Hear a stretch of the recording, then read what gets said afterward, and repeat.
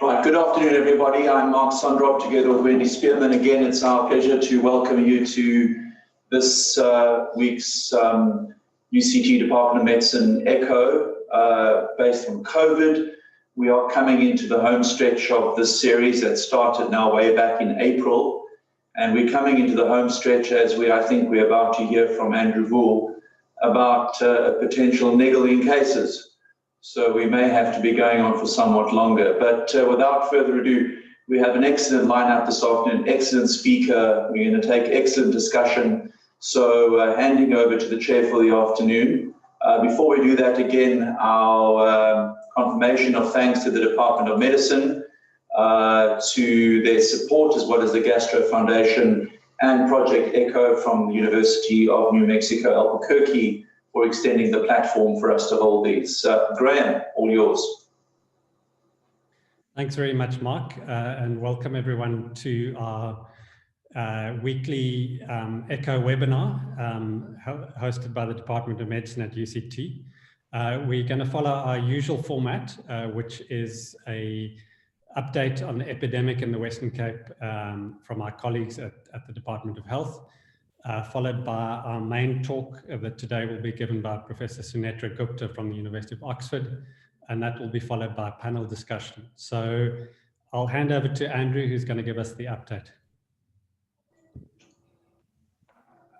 Andrew, you can go ahead and share your screen. Thank you. Great. Well, thanks very much, Graham, and greetings to everyone. Can I just confirm that you can see my screen? We're all good. Great.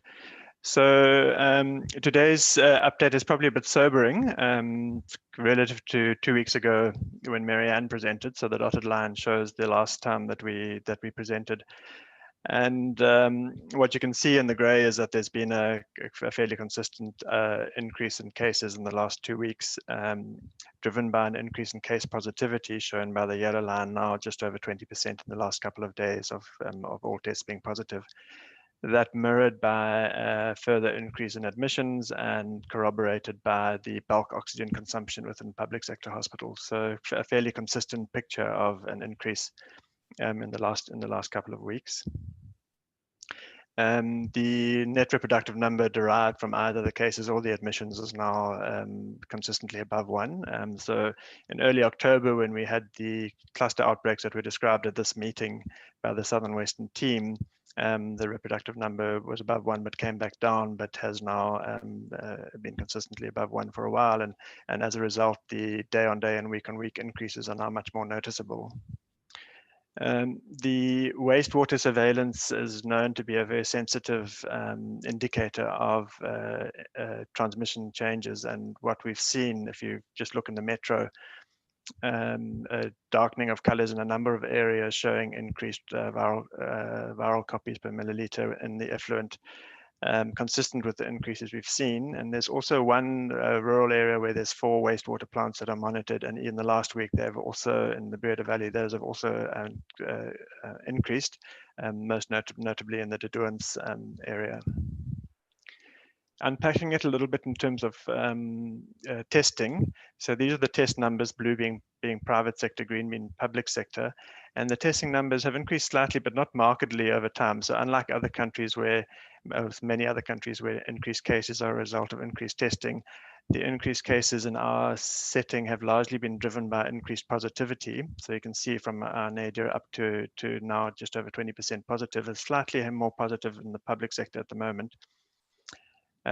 Unpacking the case series from the most recent weeks, you can see in blue the private sector in early October were responsible for more of the increase, and now in more kind of orange yellow color, the most recent weeks, largely driven by the garden route, as I'll explain later, are more public sector.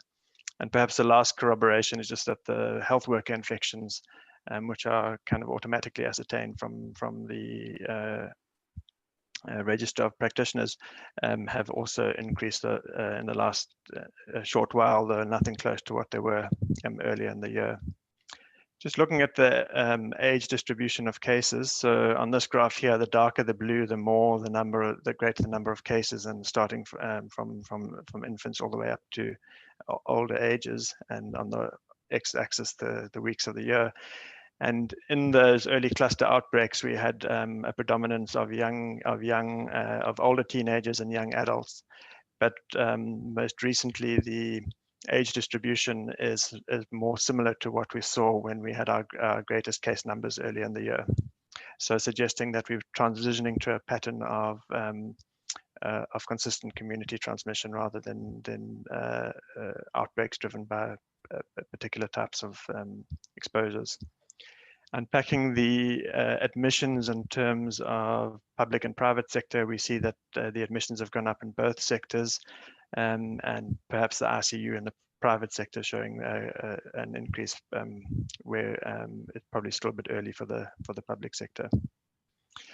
Moving on to mortality, this is a view of mortality we haven't shown previously, and what we've done here to improve comparability with other countries is we've taken out the deaths in patients who had confirmed COVID-19 diagnoses but have died quite long after the diagnosis.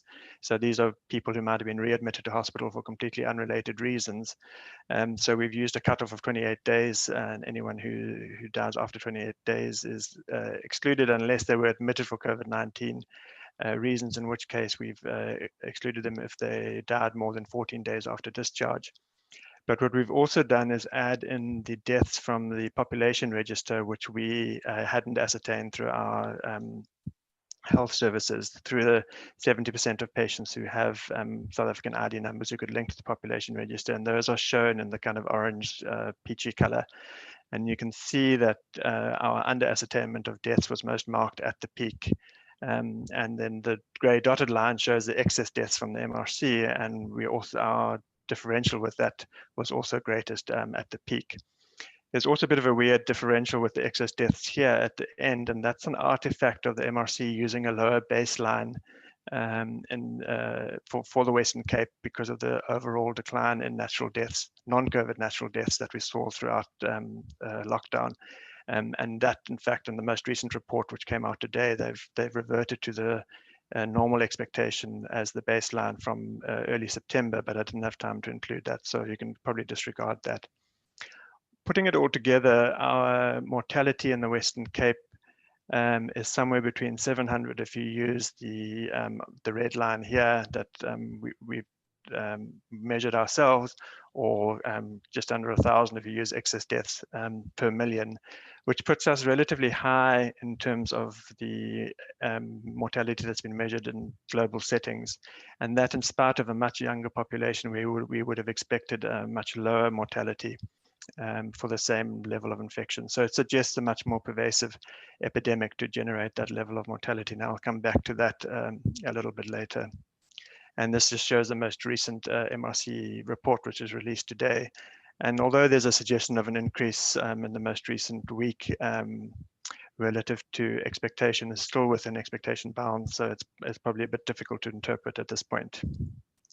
Just to unpack a little bit the geographic trends. So this is the test positivity by sub-district from our nadir in mid-September of 6.8%, which is still relatively high in terms of the proportion of tests which are positive, to the last couple of days where it's over 20%. And you can see the shades darkening across almost all sub-districts, but very clear evidence of very high test positivity in the Garden Route across to the east.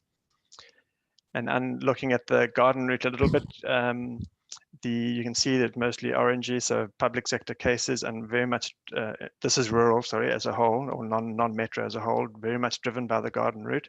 Just note that these axes differ by sub-districts. So this is 0 to 200 and this is 0 to 20. So it's this Garden Route that's driving the non-metro increase in cases.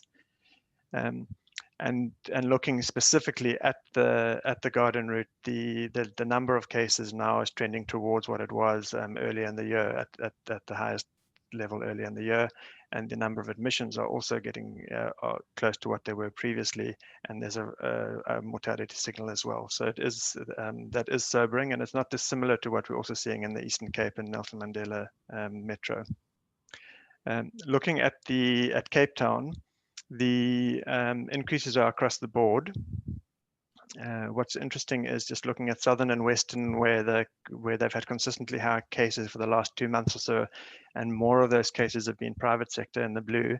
But in the most recent weeks, we've also seen we've seen these increases in public sector cases, and northern continues to be a sub-district with a high number of private sector cases. But the pattern is predominantly across the board. Klipfontein and Khayelitsha, which are 2 sub-districts where we expect higher public sector utilization. There are increases in the last couple of weeks, which are fairly consistent, but they're coming off a much lower base. And so we don't yet know whether those sub-districts which had higher seroprevalence will be protected to a greater extent than other sub-districts, and I'll come back to that now. So the last slide I wanted to show, and part of what Graham had asked, was to try and put the Western Cape epidemic into some perspective. So I've discussed that in order to generate the level of mortality that we have seen, and we haven't had a sense that our mortality, infection mortality ratio is much higher here than would be expected. So that our early work looking at risk factors didn't suggest that. So it does suggest rather that a large number of people had been infected.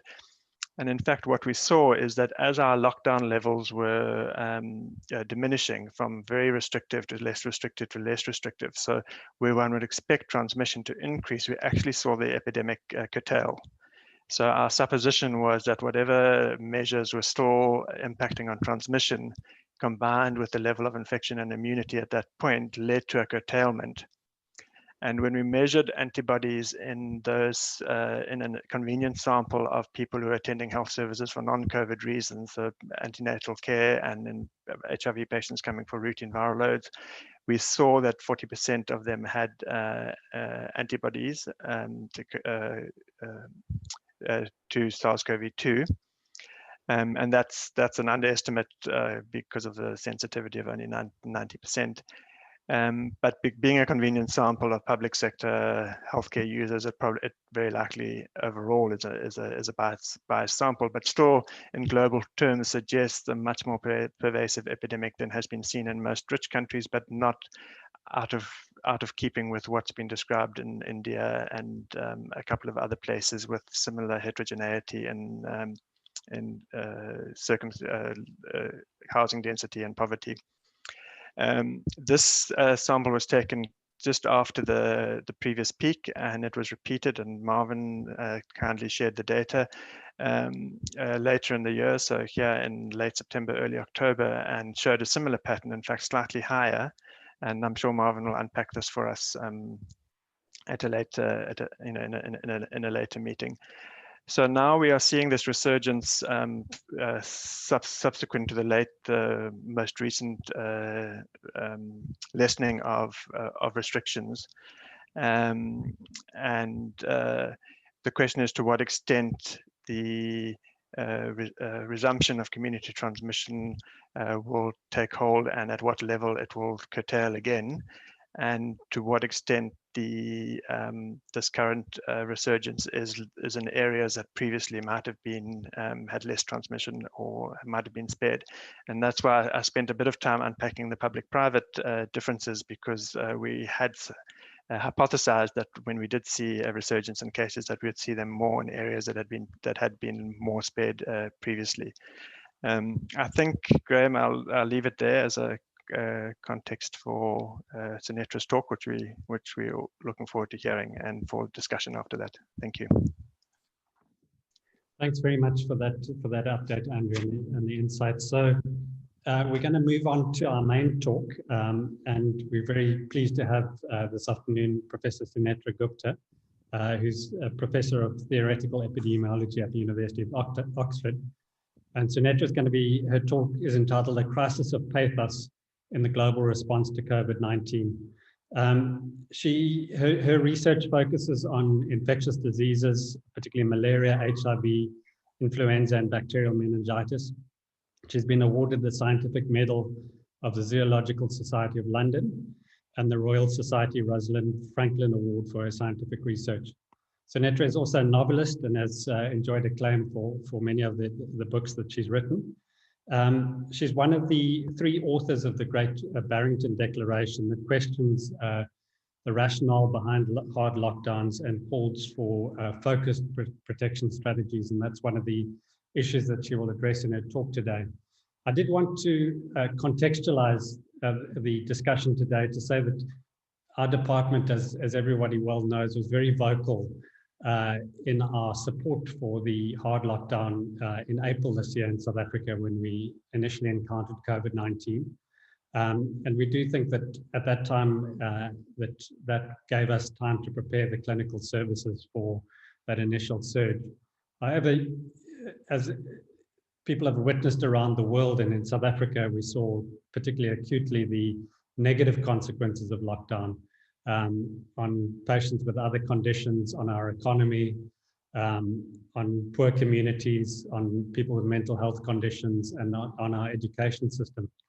And we know that the decisions around the public health strategies to respond to COVID-19 are complex and involve very complex and difficult trade-offs. So we felt it was very important to engage with other views regarding the approach to lockdowns and encourage academic debate around these issues, particularly as we potentially face another surge.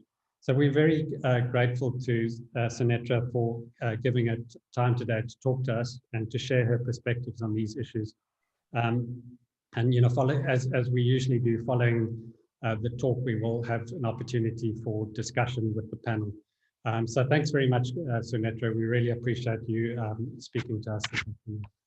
Well, it's an absolute pleasure, and the perfect context actually just laid out. Hopefully I'll be able to gallop through the talk so that we can get to the panel discussion as swiftly as possible. So I'll just start sharing my screen.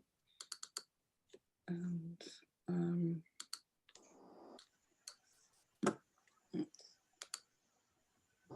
there we go. I hope that's all in order.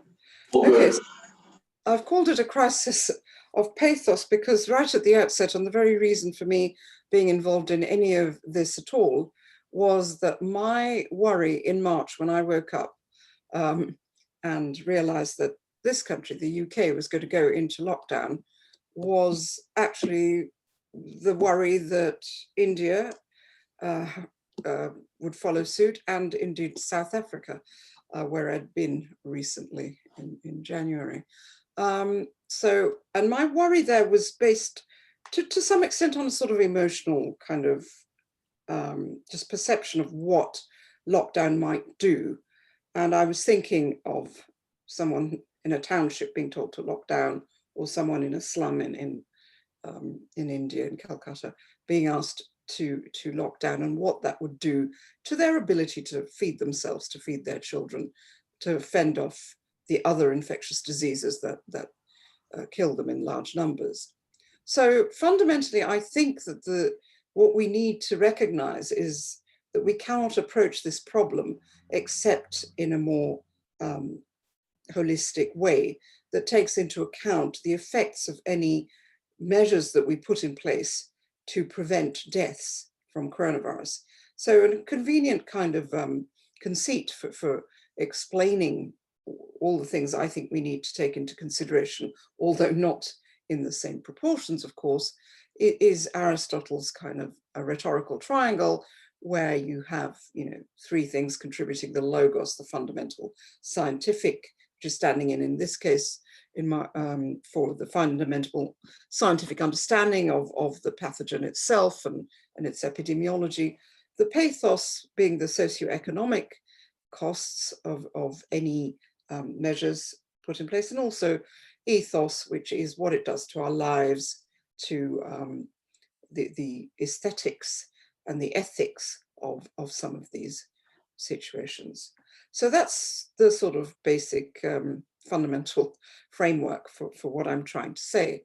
But of course, what I'm going to be concentrating on in the next half hour or so is the logos, because that's where I personally am able to make any kind of contribution at all. And so where I'm a mathematical modeler, that's how I come from, an ecological background. I trained sort of in physics and biology and have worked on, I use mathematical models to make sense of biological systems, mainly infectious disease systems. I tend to advocate the use of very simple mathematical models just because I think they're the most powerful among in the toolkit.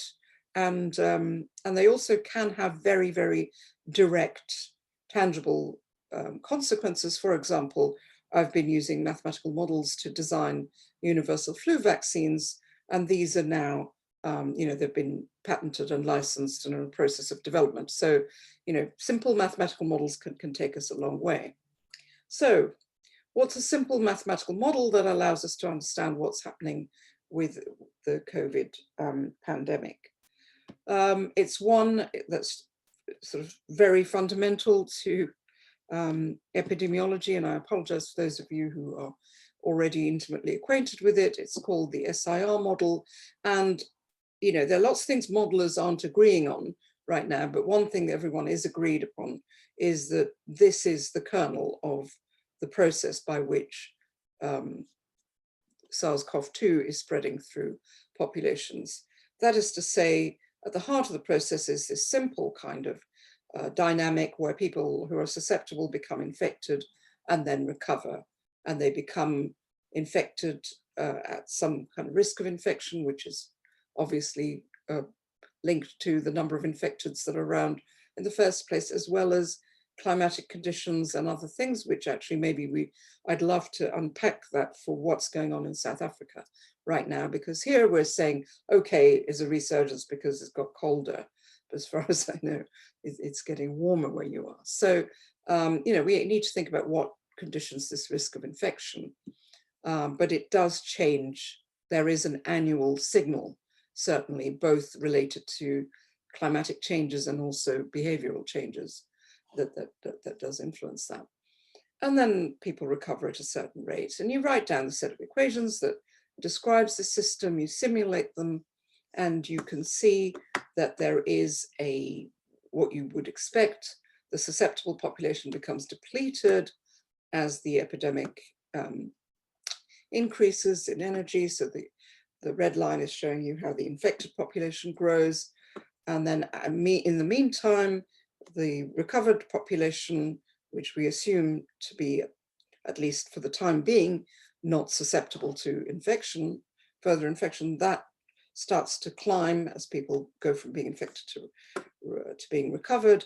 And as immunity grows in the population, it is no longer possible for the pathogen to maintain its rate of growth. So that becomes negative, and eventually the pathogen in this very, very simple system would go to very, very, very low levels indeed. And from these, you can derive such concepts as its fundamental transmission potential, its R0, which is a combination of a number of parameters that basically describes how good the pathogen is at spreading from person to person within a given transmission setting. R0 is what it can achieve in terms of how people are infected by one infected individual. When the entire population is susceptible, that starts to drop off very quickly as people acquire immunity, and at equilibrium, this ability to transmit is effectively exactly 1. So one person who's infected will pass it on to another person as they recover. So that's the fundamental framework for this. And indeed, the more complicated models, such as the Imperial College model, which is a large computer simulation, which takes into account the spatial structure, for example, of the UK, effectively does the same thing. I mean, there are obviously particular issues that can be examined in the context of a large computer model, which you can't do in a very, very simple model. But overall, the general dynamic is the same. So you start with an island with no infections, the infections start to grow in the red, and then people go from being red to green, and eventually you end up with an island that is largely immune. So fundamentally, that is what is happening in these models. Excuse me. So is that borne out in any way by what we've seen? it's difficult to answer that in many parts of the world, not most, because of course some form of mitigation or lockdown or some kind of measures have been taken. But broadly speaking, we have seen in most places an increase, a peak, and then, as you just showed for your region, you have had most regions that we've either seen nothing happen at all, or we've seen an increase that was either stopped by lockdown or an increase that was allowed to, where the pathogen was allowed mainly to run its course. And what at the moment we're seeing by way of what's happening in the United Kingdom can be explained as a combination of naturally acquired immunity acting to halt or to reduce the reproduction number, the capability to increase of the epidemic, in combination with mitigation strategy, lockdown measures. And what you can see if you unpack this dynamic where you had the peak and then of course it dropped, as I said, probably it almost definitely in part due to lockdown, but also likely due to the accumulation, in my opinion, of herd immunity, population level immunity, naturally acquired immunity, stayed very low over the summer and is rose again and is coming down again now, although of course, as you know, we are in lockdown again. But what you can see very clearly, and this is what would be interesting to look at in your data, you've already done that, of course, is I'd like to hear a little bit more about how the garden route, to what extent that was not affected earlier on, and whether this is a case of lockdown or whatever it is having stymied the spread of infection from one region to another. So I think one of the ways that we've failed ourselves in understanding this epidemic is by lumping regions together, which is clearly what you're not doing. So that's wonderful that that's how you're already thinking. But certainly in the media, you're always hearing things about, figures thrown out like the US. Now we know that's not a sensible way to look at epidemic spread. And indeed, when you start looking at regions of the US, as shown in this graph, you can see again a sort of general pattern which echoes what happens in the SIR models, which is not to say that, lockdowns or other measures haven't also had an impact on this, but there is some signature in what's happening. It's very difficult to unpack, of course, because you need a very detailed model to say this is definitely due to herd immunity as opposed to everyone wearing masks. But there is generally a signature in these data, which is very much in accord with what this very simple EPI 101 SIR model would tell you. So what about, are there any regions of this world, well, we know very well that there are, where lockdown was absolutely not possible, or where it was, or the effects were not as profound as they were in other parts of the world? Or, let's leave aside an assessment of what lockdown did, but let's take certain other exemplars and see what we can do from these data. And so these are data from Manaus, and what was observed in Manaus was again this sort of typical SIR type epidemic curve, and it was clear that from the analyses of two different groups and analyzed these data, that the most parsimonious explanation anyway was that herd immunity had population level naturally acquired immunity in these populations was playing a very important role in bringing down the rates of infection and disease. And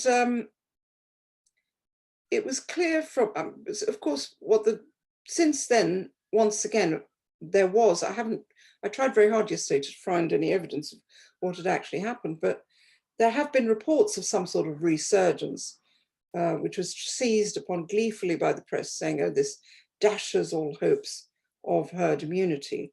But I haven't been able to see, I couldn't find any data subsequent to those reports that told me what was going on.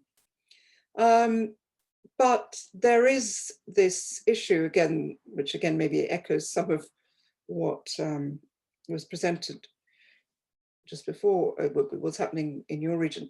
Communication local experts suggest that more wealthy residents of Manaus had been able to reduce social interactions during the first wave.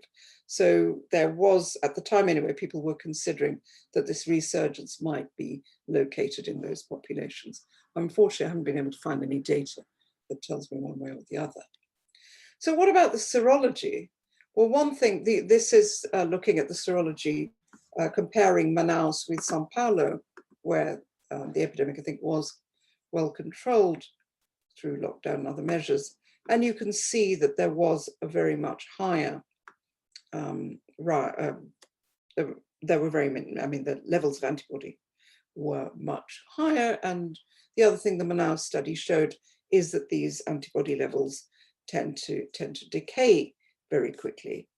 So that makes it, again, I mean, I hope what I'm trying to, the general message I'm trying to send across is there is some contribution from herd immunity. This is muddled now because of all the mitigation strategies we put in place. How do we pull apart?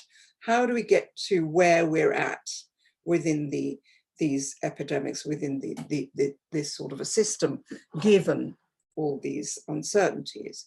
And one way, of course, is to look at for the serology, and that was very much my original motivation. So we put out a paper in March saying that the data that we had in the UK could equally be fit by a model, a simple SIR model, where the epidemic had largely come and gone, some essentially undetected, except for having symptoms similar to flu in the population, for which there was a reasonable amount of anecdotal evidence.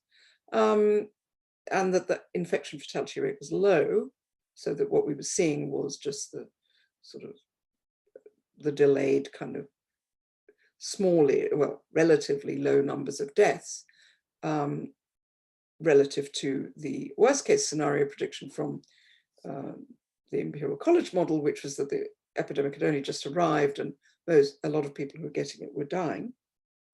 So that was something we published in March, put out there in March. But the most important thing I felt that absolutely needed doing at the time was to go out and test for antibodies to look for exposure, to essentially ascertain levels of exposure. And so Craig Thompson, Rob Payton, and our research group did that. Craig was able to get this neutralizing antibody assay up and running by the end of March. And unfortunately, we couldn't get a hold of the samples that would have given us the answers to what was actually happening down in London. But we did get some Scottish blood donor samples, which showed quite low levels of antibody positive, neutralizing antibody positivity. But we had a longitudinal series of these, so we could track, we could see how these numbers grew from mid-March into mid-April and then started to come down. And so, of course, we now have a load of different studies showing widely different values of seropositivity around the world. And the problem, though, with the interpretation of these is that the antibodies decay very quickly in people with mild COVID, particularly. So, which makes it very difficult to ascertain the level of exposure, which we found a bit of a shock to us because we use this technology very successfully with flu. So this was a bit of a spanner in the works. But what does it mean? Again, people who don't like our narrative, seize upon these figures to say nobody has been exposed. But is that true? Well, we know it's not. I mean, it was likely not to be, and there are now studies which validate that the loss of antibodies, it was never likely to signal the end of immunity, but we know now that COVID-19 elicits good immune memory in even those who have fairly mild infections, and certainly in the convalescent sera of people with quite serious infections. So we know now that one of the objections to any idea of population level immunity, naturally acquired immunity playing any role in this, was that you don't get, apparently it was possible that you might not make any immune responses of any sort, of any worth to COVID-19, to SARS-CoV-2, which seemed very unlikely, but is now clearly not the case. It's clearly proven to be something that we should never have been worrying about. But of course, then the issue arises, well, okay, you make immune responses, that might, as expected, how long do they last? Well, one thing I think is for sure, that they're very unlikely to be lifelong, like measles. If you look at the other coronaviruses, the immune response is not sterilizing, and you do get reinfected every 3 or 4 years. So what is actually happening? Can we still get herd immunity? Can we be protected through naturally acquired immunity, given that the likelihood of immunity, naturally acquired immunity, lasting for very long periods of time is low? And the answer is yes. We can still rely on herd immunity. And again, this is, epidemiology, if not 101, it's 102. And yet people are not recognizing this. And it's very strange that Nature are coming up with articles saying the false promise of herd immunity. If people are infected, become susceptible in a year, then we can never reach herd immunity, says an epidemiologist from Johns Hopkins. That's just not true. What happens if you have some graphs illustrating the dynamics of these SIR models with some seasonal forcing in them, under different durations of immunity. And even if immunity lasts for just over a year, what you still have is a kind of level of immunity maintained in the population, an equilibrium level, and of course, around which it dances, such that you do get sort of seasonal peaks. This is what happens with other coronaviruses. I would imagine that immunity is a little bit longer, lasting on average maybe 3 years, possibly 5 years, and you get this maintenance of immunity, a level of immunity in the population, even though it's lost. How can that be? It's pretty easy to explain. I've been using this analogy of a cistern to try and get this through, which is that, in a cistern, you maintain a water level, and this is going to be the same. It's dependent on the properties of this red ball, which, if you like, is R0 in this system. It doesn't matter how quickly the water drains through, how often you flush the cistern or whatever it is, or how leaky it is. In the case of measles, you have a very small trickle, which is just death, because immunity is lifelong. In the case of coronavirus, it's maybe 3 or 4 years, so it's being drained very quickly. But you do have a replenishment, and the important thing to note is that, at least with all the other 4 coronaviruses, reinfection does not carry with it this high risk of severe disease and death, even among in the elderly. Obviously, those who suffer immune senescence are at some risk of death. And that's true for the other coronaviruses. So, that's what another more flippant analogy I've been using is one of how many people are married in a community, what proportion is married. That doesn't depend on the divorce rate per se. You could have the same proportion married in a country where divorce is illegal, just because of the rates at which people again, die and get married, as you can in a community where people get divorced and remarried all the time. So it's not about the rate of loss of immunity. And this is something that has to be got across. And these are some, again, very basic simulations that show why that's not the case. The other important part about immunity, which actually, again, going back to the system, so when we started with the epidemic, the sort of analogy would be that we had an empty cistern, except, of course, actually the cistern might not have been that empty. We know now that exposure to the other 4 circulating coronaviruses is likely to give you some level of protection, particularly against severe disease and death, and which is something I suspected, but also it seems against infection itself. So, and if you put that into a mathematical model, so you take the SIR, you create 2 categories, those who are resistant, partially resistant anyway, to infection and those who are not, and you look for what sort of threshold of herd immunity is required for the epidemic to reach these sort of equilibrium levels where the risk is overall low, that can be affected quite significantly by prior exposure to the other coronaviruses. And this is something Jose Lorenzo and Francesco Pinotti in my lab have been looking at theoretically, and again, Craig Thompson, Rob Payton are studying at a laboratory level.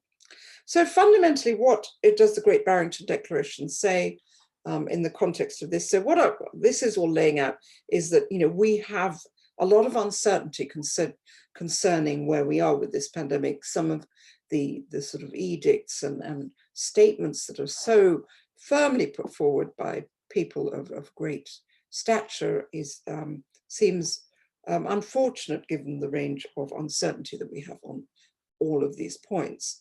But there's one thing that we absolutely, or I feel very convinced of and did already in March, which is that we cannot afford lockdowns.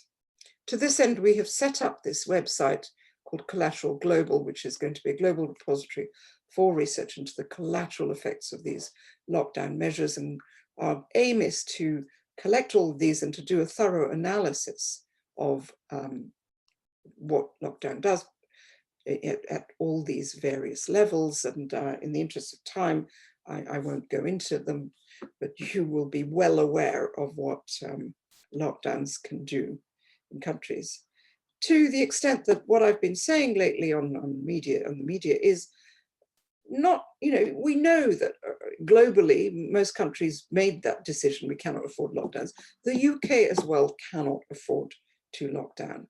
So what can we do, given that we can't afford to lock down generally, unless we're a very small country like Norway with, you know, lots of money in the bank and a very tightly regulated population? Well, one thing we do know about COVID, among all this uncertainty, is that age dependence in vulnerability is very highly skewed.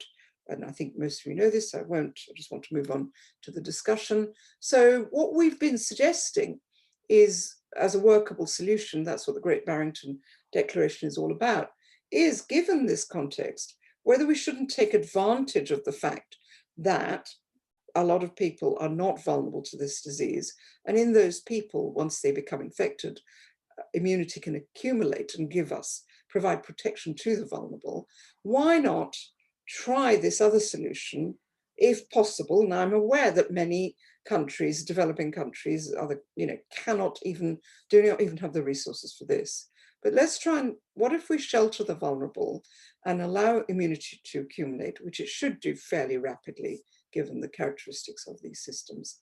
Meanwhile, invest in therapy and vaccination.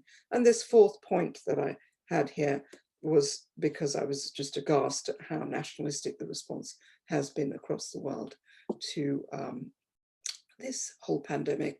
I think it's very important that we recognize what our international responsibilities are. So now vaccination is becoming a reality, and I think it will be absolutely critical in sheltering the vulnerable. But I think we're going to have to rely on that synergistic combination of vaccination and naturally acquired immunity in those who are not vulnerable to create proper wall of protection against this disease. So that's essentially where I place my argument. I think the only way we can come up, we need to consider, we've got the logos, there's a lot of advances that's been made. We're starting to understand on the pathos end just how pernicious lockdowns are, also with regard to ethos, particularly the effects on school children and the way that they're being treated. And we need to come up with a better solution than lockdowns. So I'll end with that. Thank you very much, Sunetra. I think that's very valuable perspectives, and lays a very great foundation for us to go into the panel discussion with some interesting points to pick up on in the discussion. Before I introduce the panel, I just wanted, Mark, can I ask if I can switch on my video? It's not allowing me to. Graham, I'm not sure why, but you can. I haven't deactivated anything. Okay. Well, I'll just speak anyway. It's not allowing me to, but I just wanted to, before going to the panel discussion, sort of ask one question from my side regarding the issue of focus.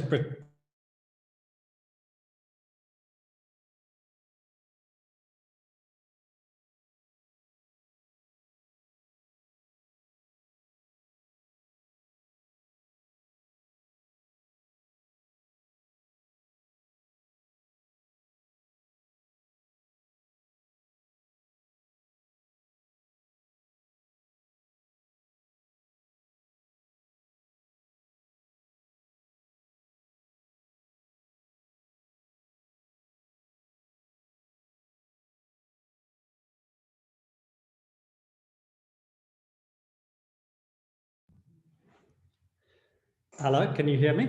Graham, sorry, are you back? There was just a temporary interruption. Please continue. Okay.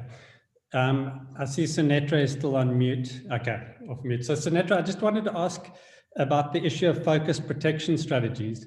And, I think the challenges that one would face in terms of the feasibility of those in the complex societies we live in. And it's something that we've kind of had to deal with, for instance, in protecting old age homes, given that the people that work in them often come from communities that are being ravaged by the infection, and there's so many entry points at which the infection can enter old age homes, and the ability to actually, in reality, shield those vulnerable communities. It poses, a challenge to what would be a theoretically, from theoretical perspective, be a strategy. And then if one just thinks of the other vulnerable groups like diabetics in our communities, how does one go about shielding those people who live in households that interact with communities, and the feasibility of actually shielding people rather than attempting community-wide strategies. Just wanted your comments on that.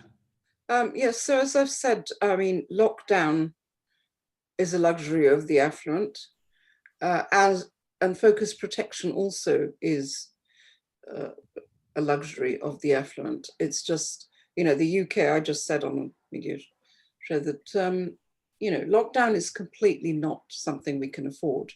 Kill more people through lockdown. So, the choices are really hard. So can we protect the care homes?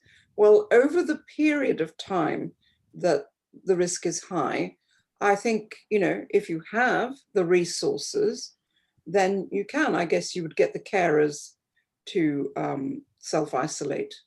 You'd have to get the carers to enter into a program of self-isolation, maybe provide some accommodation for the carers over that period. And the only thing that makes that even vaguely a possibility is that the infection peaks and does drop over a finite period of time. Obviously, that's not a solution that can be carry on permanently.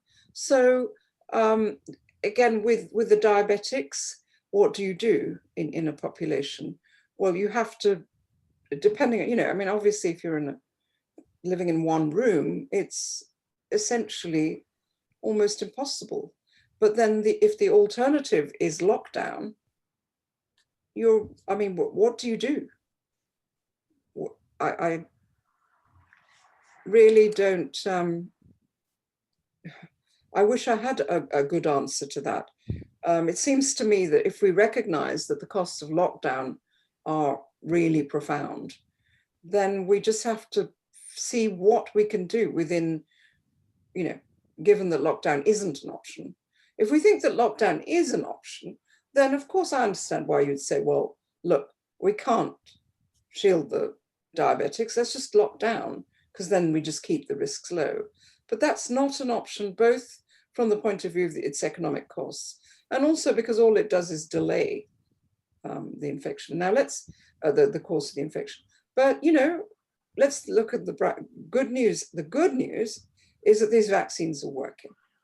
So let's hope that in the future, the answer to that will be vaccinate the diabetics as soon as possible. So let's hope that that's the solution. Thank you. So I'm going to introduce the panel and then go around the panel members and ask for input and questions. The panel we have today is Ntobeko Ntuzi, the head of medicine at UCT, Mark Mendelsohn, head of infectious disease and HIV medicine at UCT, and then Marianne Davies and Andrew Bull from who public health medicine specialists, both at UCT and the Western Cape government. So Ntobeko, can I draw you into the discussion first if you've got any comments or questions that you want to pose?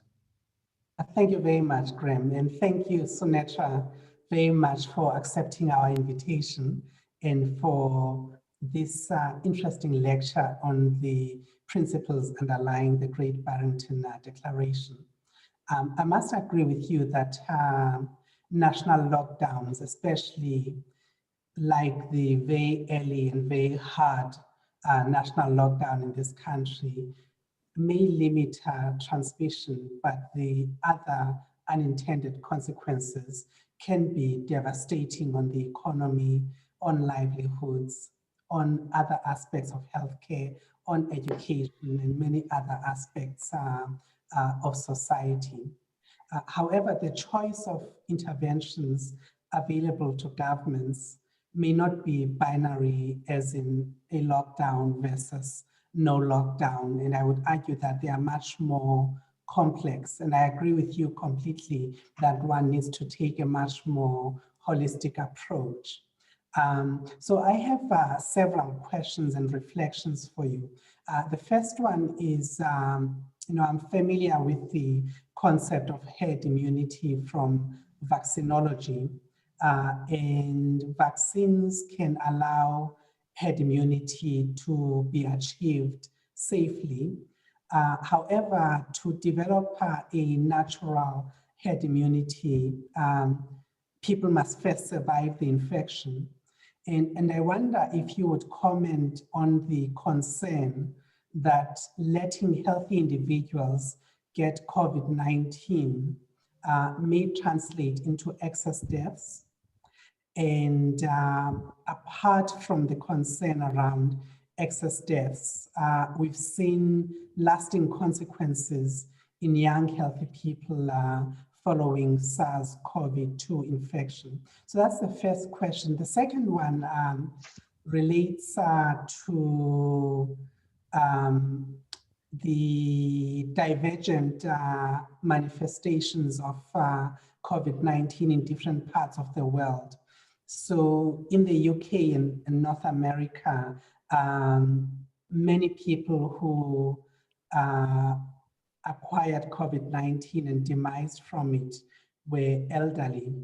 In my hospital, the median age decile for death from COVID-19 has been 40 to 50 years in people with and without comorbidity.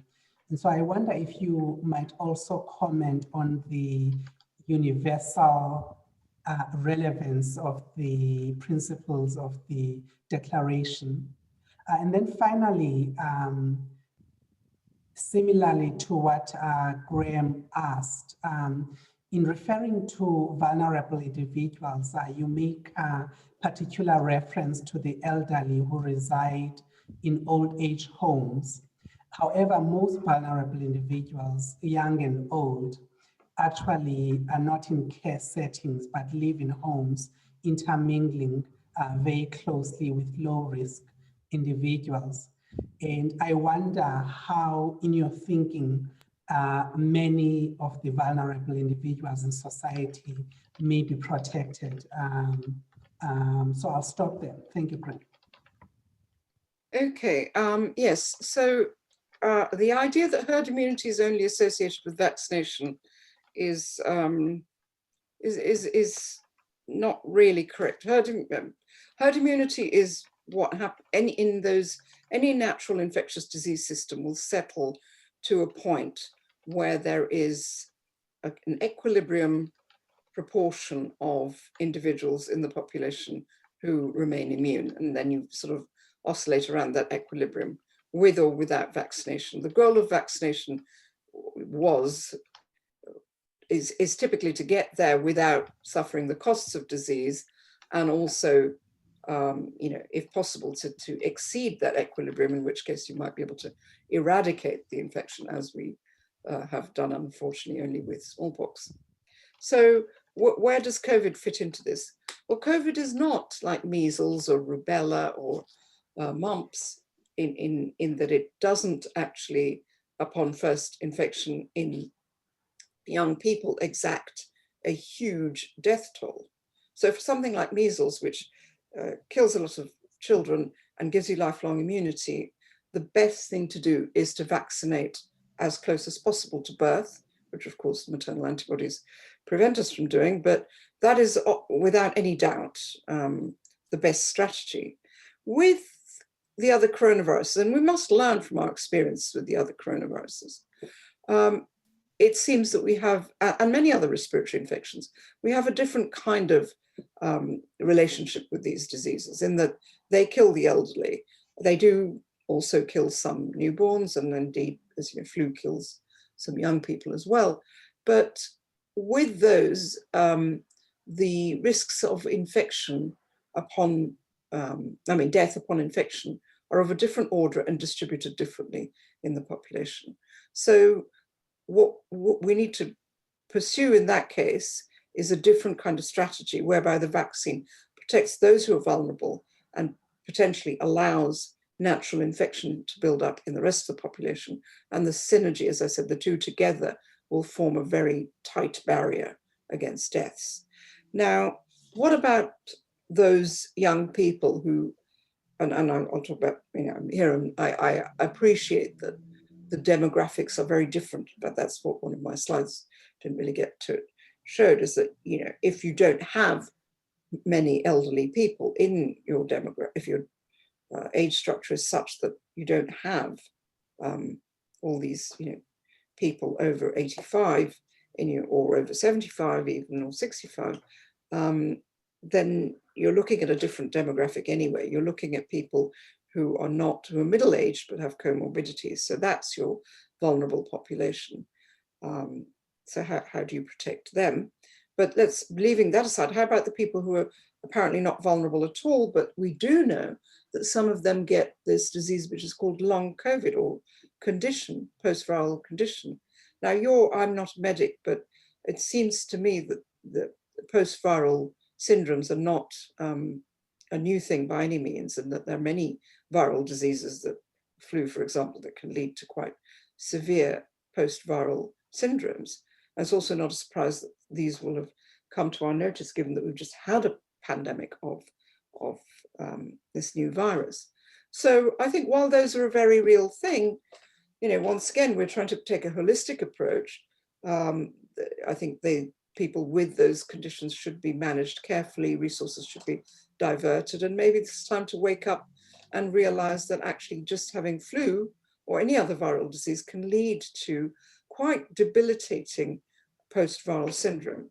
And we should set aside some resources for that, and also recognize that as something that someone is suffering from, rather than dismissing it as some sort of weakness or fantasy on their parts. So I think that this is a good wake-up call for that to be recognized as a serious phenomenon. But on the scale of things, I don't think it's something that should cause us to go into lockdown, or you know, it's all a matter of scale. So then how do we protect those in the 40 to 50 year age group with comorbidities? That is a very difficult question. And that's exactly why I said to the British public this morning, you should be very grateful that we have the resources to even begin to think about undertaking such an exercise.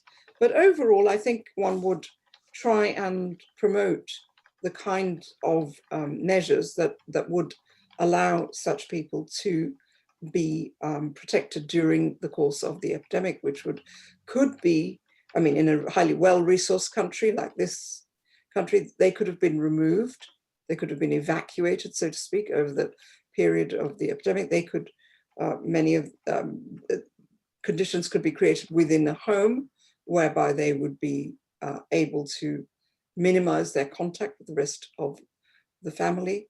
The families with vulnerable people may have chosen to self-isolate over that period. There are a number of solutions, none of which is great, but what we're looking into is the face of total destruction when it comes to lockdowns. So it's got to be put in that context. And care homes similarly would, for 3 months, we would have at least had to have had staff in situ perhaps, or at least not moving back and forth. I mean, the same mistakes were made here as anywhere in the UK as anywhere else. Everything, the structures in place were ones that promoted the spread of infection into care homes, and those are issues that could be addressed quite simply in at least countries that have the resources to do so. But it's a very, very tricky problem. It's just that the alternative is really quite ghastly. That's the real issue. Thanks, Ntobeko. So I'm going to ask Marianne to come in next if there are any comments or questions that you have. Thanks very much, and thanks for a really thoughtful talk. And I particularly appreciated your comments about the striking nationalism that we've seen, where people have felt like we need to snuff it out in our country, which is, I think, quite remarkable considering how this virus has shown us just how connected we all actually are. So I appreciated those thoughts. I had a couple of questions, and I mean, I think if we look at two extremes, we can think of lockdown on the one hand and kind of no restrictions at all on the other hand. And I wondered if you'd given any thought to kind of middle roads of, and if you had given thoughts to middle roads, would there be any restrictions that you do feel would be supported? So restriction on gathering sizes, particularly indoor gatherings, restaurants, bars. And in South Africa, of course, we did the national experiment of banning alcohol sales, which was extremely controversial for a range of reasons, not so much to limit COVID spread, but to protect our health services. And then my second question, which is related, which is if there, is there a motivation not so much for restrictions to prevent death, which is clearly a concern, but restrictions to protect our health services. So one of the reasons that we had our initial restrictions was to give our health services time to prepare. And as we're facing additional surges, I think, we're going to have to make possibly hard choices, not towards lockdown, but, is communication going to be enough? Is behavior change going to be enough to slow down things so that our health service can cope, not just with COVID, but with everything else that we need to cope with as well? Because obviously there are costs for people with other illnesses if our health services are overwhelmed. So I think, those would be the two main questions. And then the other question I'd like to ask, because we've all learned so much in the last 8 months, is has your thinking changed in any way over the last 8 months, or how has it evolved? And certainly, I mean, I think we all wish we had all the answers, and none of us do. And So I'm interested to know how your thoughts about this have evolved over the last 8 months. Okay, thank you. So in answer to the first question, we do think that the Great Barrington Declaration is the middle ground. So I often say, let it rip is, of course, a situation where you just say, okay, nothing we can do about this. Let's just take it on the chin, let it go. And that will involve a number of deaths, clearly. And then locking down completely could potentially stymie transmission and certainly halt deaths. But the middle ground, which is slightly better than just halfway, is, if it's possible to enact it, this focused protection, where you let the epidemic pass through, so you gain the levels of population immunity that would restore, that would create, what we're doing is we're taking this coronavirus, what we want to do is bring it down to the level that what we have and what we enjoy with other coronaviruses. We're happy with that, right? If this were indistinguishable from OC43, we wouldn't do anything. So if that's our baseline, then if this comes down to that level, then we should be okay. We can do that without the costs of death if we can protect the vulnerable. So we think that the Great Barrington Declaration is a compromise between letting it rip and lockdowns, which I've often called letting it drip. And the reason why it's better than a compromise anyway is because there are reasons to think that slowing it down can in the long term actually cause more fatalities. Because when you slow it down, you're just preventing it from happening. But in that process, you actually you prevent a wall of immunity building up. You are, in some respects, making things worse, certainly prolonging the period over which vulnerable populations would have to be protected. And also in that period of time, people become vulnerable. If you think about it, in March, maybe I wasn't vulnerable. I may well have developed some condition that would make me vulnerable now, as in I've grown, I'm 8 months older. So I think that is, as far as we can see it, in countries that can afford to think about focused protection, it is the middle ground. As far as the overwhelming of health systems is concerned, that is, of course, an issue. And I do agree with you that initial kind of efforts to, whether by lockdown or by, something more nuanced, as Sweden did, to try and curb the spread of the epidemic, was most likely justified on those terms. Oh yes, and you also mentioned, could we do, what is this middle ground? What does it look like? Does it contain any other measure than lockdown? Well, of course, I mean, the standard hygiene measures and, certainly saying let's not have big mass events.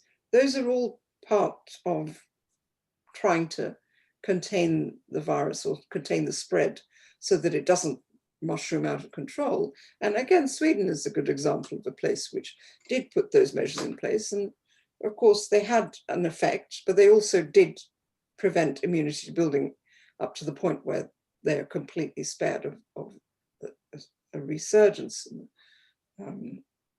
as we're seeing everywhere else. So indeed, I think that protecting the health service is important, but there's the trade-off. I mean, lockdown itself has created so much more by way of a public health problem that you have to balance those. You have to say, okay, I mean, the real answer to that, if we had unlimited resources, is you set up fever hospitals. You say there's an epidemic, it's happening, we're going to do our best to stop the deaths. But meanwhile, the way to stop the health services being overwhelmed is actually to put more resources into the health services. But, it's all very well for me to recommend that, but it depends on whether the country is capable of doing that. In this country, that was a possibility and it didn't happen. Sunetra, the last question from Marianne about your evolution of thinking. Oh, yes. What did I think of? So I think throughout this, my position has been that we have a very good conceptual model of how things should evolve. And as such, the epidemic so far has conformed to that. But there are, in March, when we put out our first sort of paper on this, our central point was we don't know. We don't know what proportion of the population is immune. We don't know what the infection fatality rate is. We don't know what immunity is going to look like to this. We can guess. We have these other coronaviruses as a reference point, but we don't know. So in these 8 months, we have learnt a lot. I would say the things that I suspected and was wrong about was, first of all, I thought serological testing would give us all the answers. I was completely wrong about that. I didn't expect T cells to play such a huge role, but they obviously do.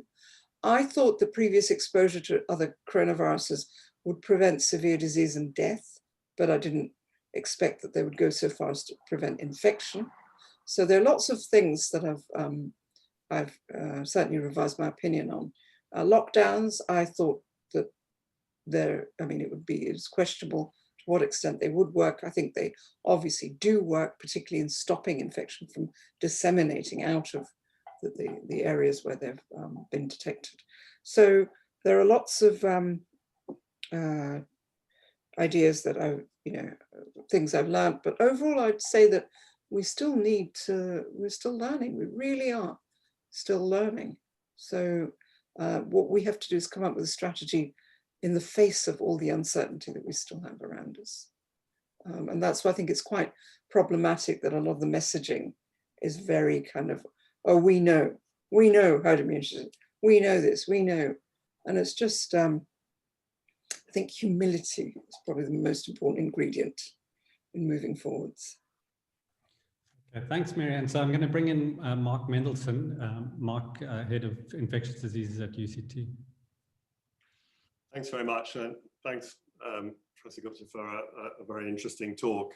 I can quite happily say that I've been wrong far more times than I've been right in the last 10 months, which is, of course, actually nothing new for me. But I agree. I think the issue is that we just don't know. And I'm going to address that with my final comment to you. But, initially, you asked a question about climate and the difference between what's happening in the UK going into winter and what's happening here in South Africa as we go into summer.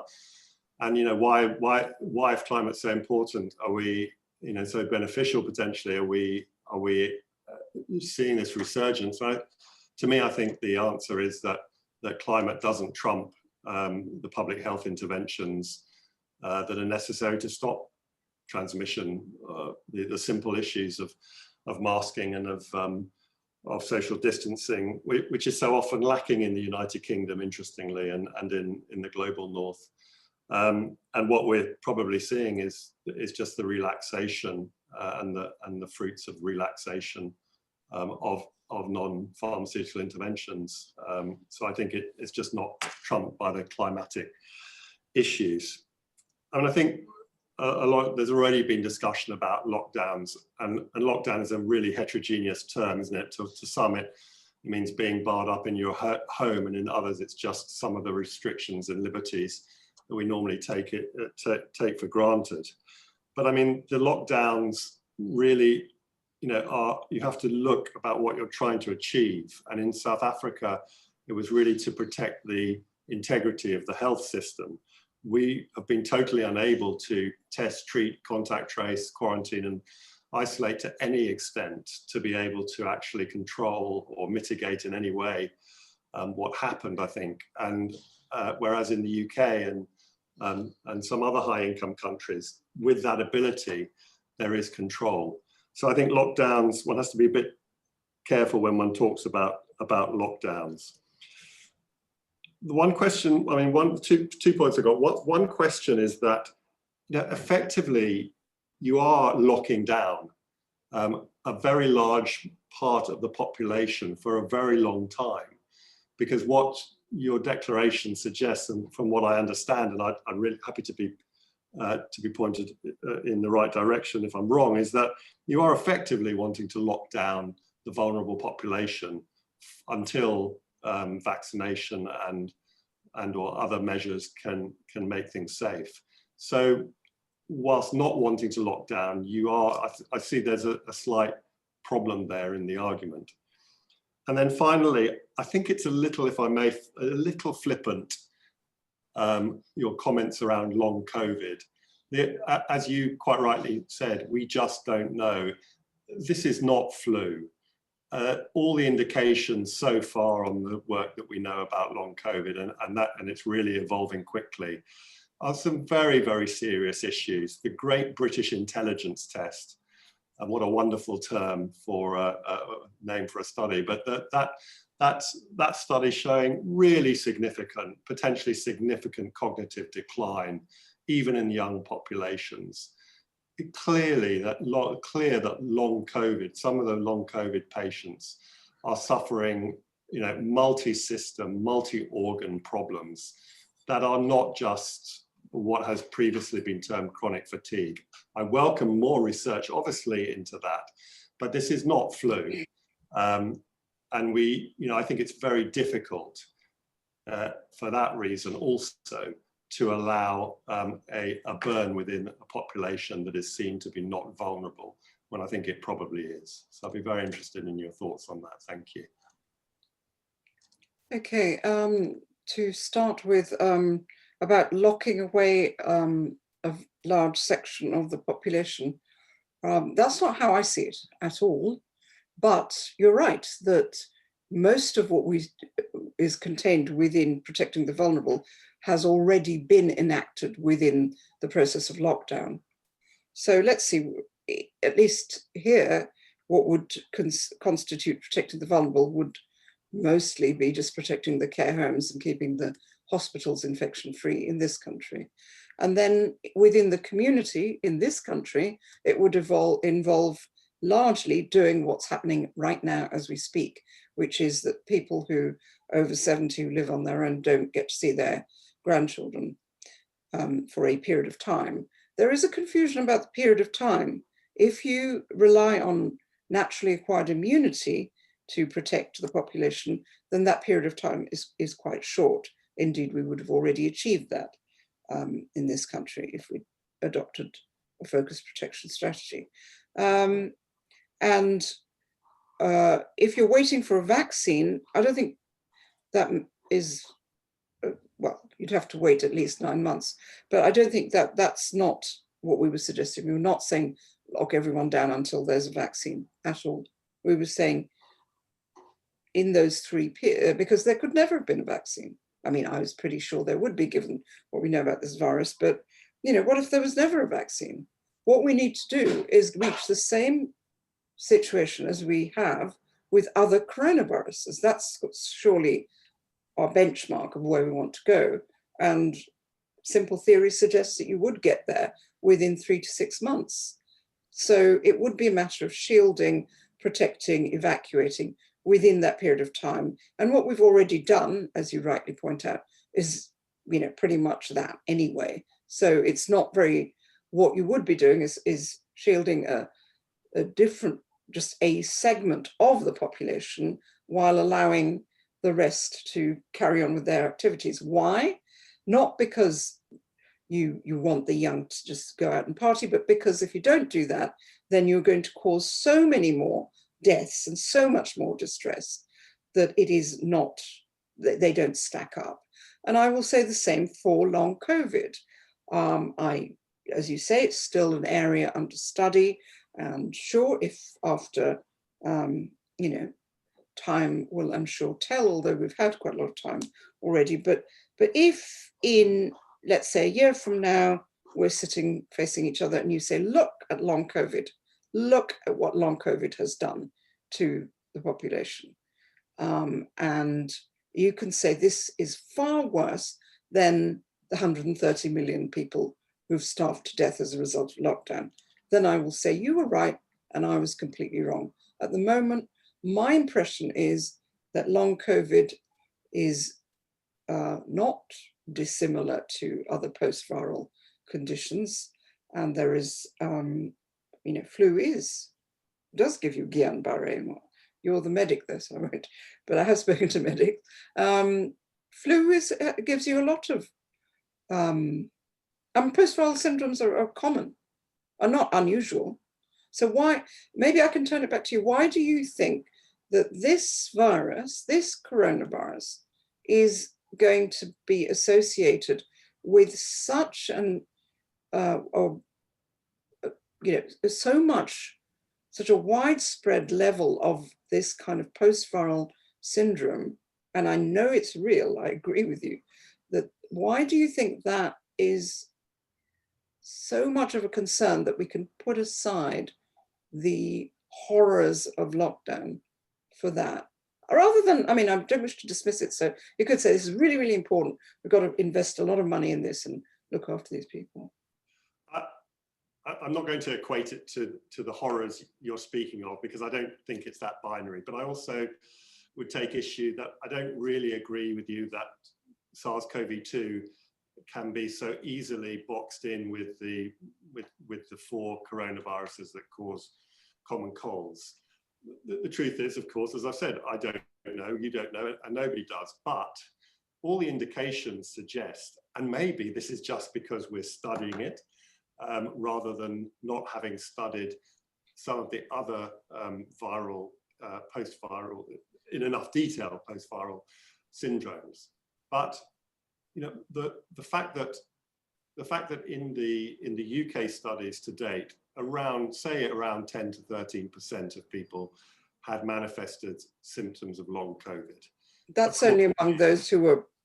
Again, that's a very heterogeneous population, but there are already indications within various organs, obviously including the lungs, but elsewhere, as I mentioned, the cognitive declines, issues around myocarditis and the heart, and the clear evidence that SARS-CoV-2 has the ability to affect multiple organs and potentially to cause long-term damage.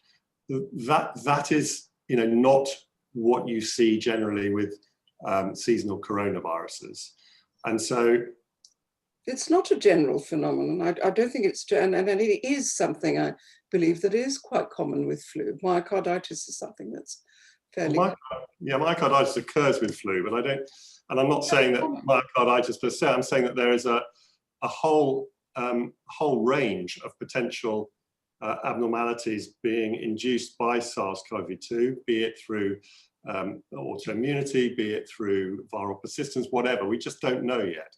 But I don't think personally, and I'm happy to differ, that this equates with influenza. I really don't. Not in my clinical experience, and not in what I know from the literature.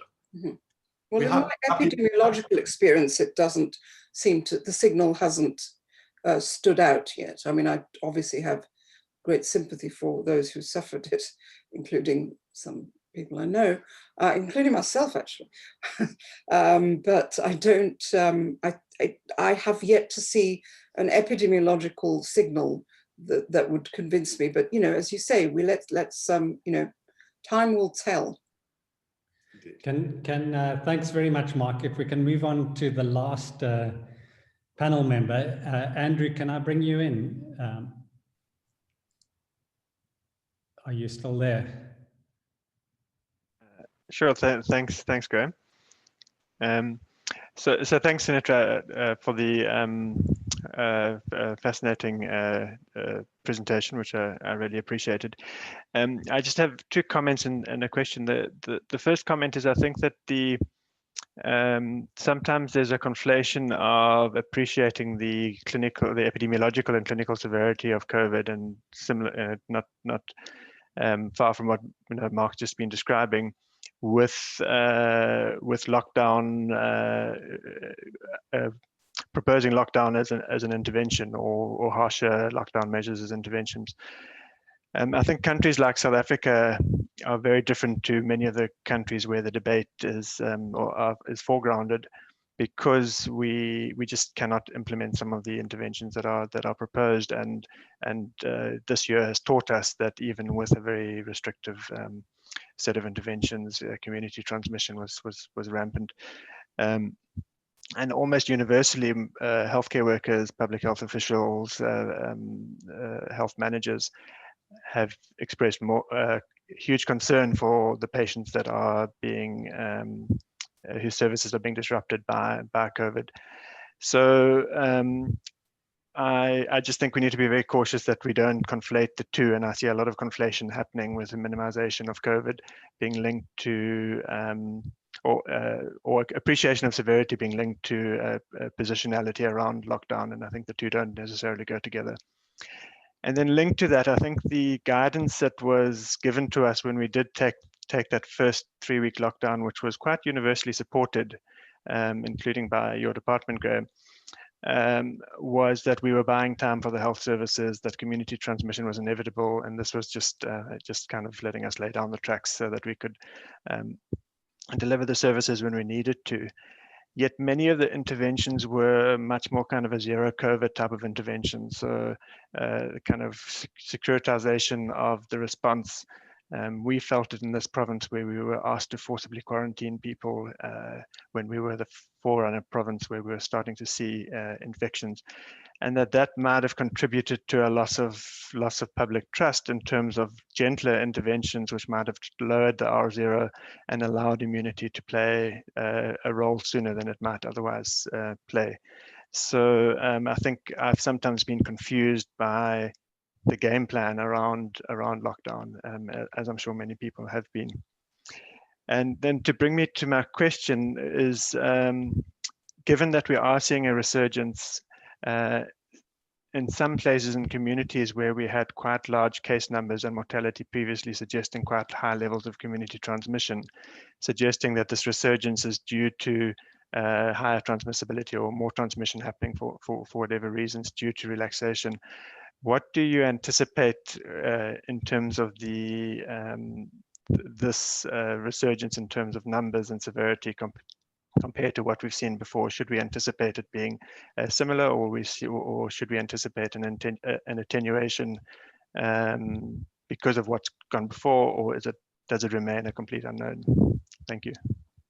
Well, thank you. First of all, thank you for your presentation, which is incredibly illuminating. And I'd love to talk more about what might be going on, because you need to look at it at a very local level and correlate it with, as to answer your second question, really, about, well, what do we expect here? Well, you have to look back to see what happened before to see, is this just an area like Neisner where it hasn't, been or whatever? Or is it somewhere where it is just has a really high R0 and was brought under control? And, it could be that people are already starting to lose immunity.